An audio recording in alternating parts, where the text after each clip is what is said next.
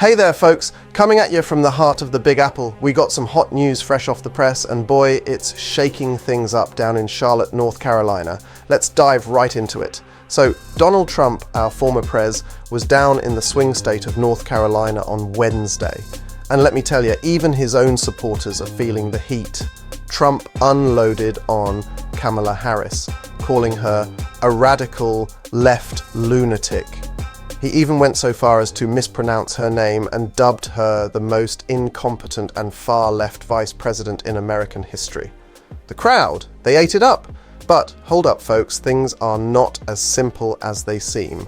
Now, Jessica Castillo, a centrist from Charlotte who voted for Trump in both 2016 and 2020, said something that really caught my ear. She mentioned policy aside and everything, she definitely has the energy. She is going to be a contender for Trump. Wow, just wow. Even Trump's faithful fans are admitting Harris is a force to be reckoned with. And you know what? She's right. Kamala Harris has seen a bump in polling compared to Biden's performance, especially among independents, people of color, and women. Bryson Davis, an 18-year-old from Statesville, nailed it when he said, now he's running against somebody that's competent. Kamala is probably going to come off a little more fiery than Joe would. This race, folks, is getting intense. Trump agreed to debate Harris, saying he'd be willing to do more than one debate against her. His supporters seem eager for this showdown, but let's be real, folks, this isn't just about the debates. It's about who can capture the momentum, and right now, Kamala's got that spark.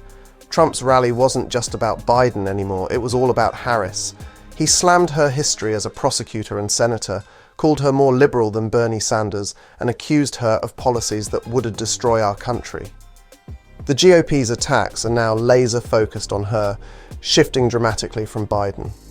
Speaker Mike Johnson, a prominent figure within the GOP, issued a warning to his party members about avoiding attacks on Kamala Harris based on her race or gender.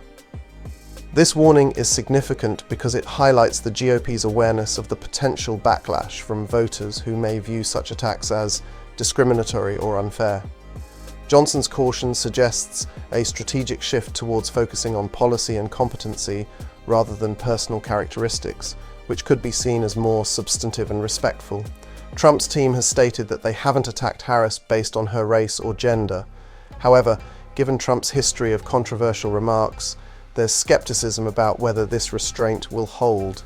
The political climate is highly charged, and as the campaign heats up, the temptation to use any angle for attack can be strong. Trump's aggressive rhetoric at the rally, where he focused on calling Harris radical and incompetent, shows he's willing to go after her record and policies fiercely. GOP strategy.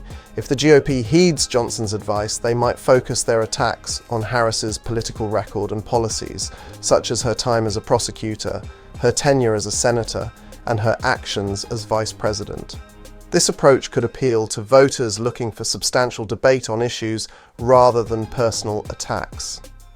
Voter perception. Voters are increasingly sensitive to issues of race and gender.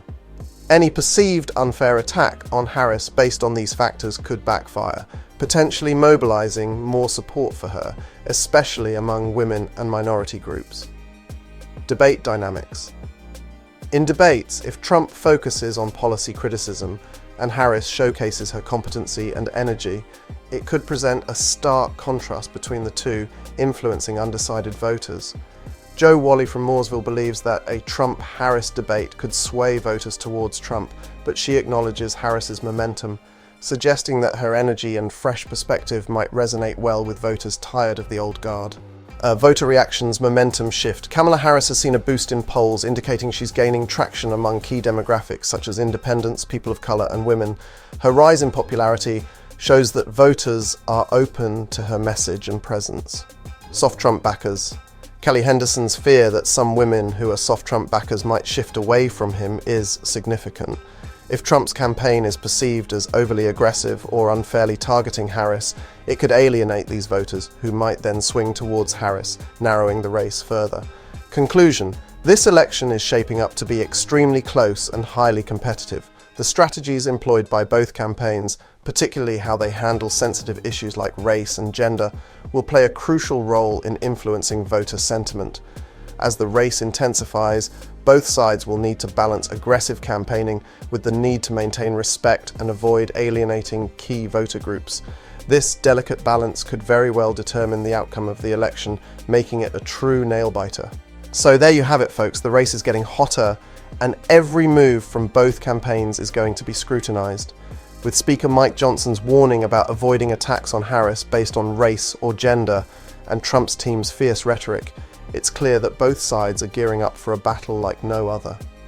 Kamala Harris is gaining momentum and capturing attention with her energy and presence. This shift could impact the overall dynamic of the race. Whether this translates into more support or a new wave of undecided voters remains to be seen. Joe Wally's prediction about the debates swaying voters and Kelly Henderson's concerns about soft Trump backers potentially shifting show just how unpredictable this election is becoming. It's a real nail-biter, and every day brings new twists and turns. What do you think about all this? Will Kamala Harris's momentum prove to be a game changer, or will Trump's aggressive strategy keep him ahead? Drop your thoughts in the comments below. I want to hear from you. Thanks for tuning in. If you enjoyed this breakdown, give it a thumbs up, share it with your friends, and don't forget to subscribe for more updates and analysis. I'm Abby, and I'll catch you in the next one.